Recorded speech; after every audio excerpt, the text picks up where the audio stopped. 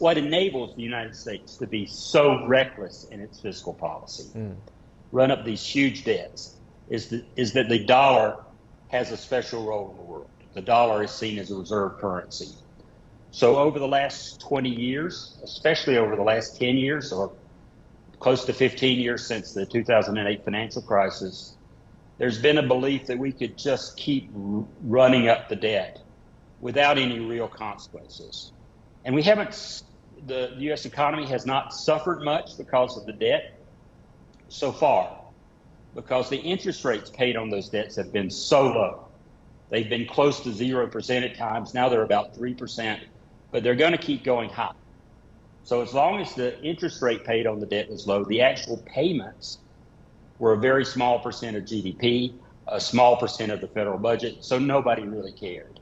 So this recklessness continued because there were no short-term consequences. What we should have been doing was paying off the debt during good years. I mean, that was the theory. We always, in past wars and past crises, paid off the debt, or at least paid down the debt after the crisis was over. After World War II, the United States spent a lot of money paying off the debt that had accumulated after World War II. But we haven't been doing this.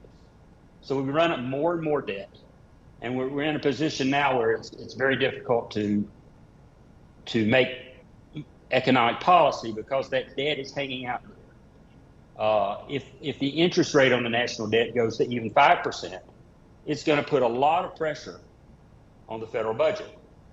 And so the Congress and the president will have to decide, do we cut spending, or do we raise taxes, or do we just push more debt and hope for the best? My guess is they're going to push more debt and hope for the best until a crisis occurs, which causes them to have to be responsible.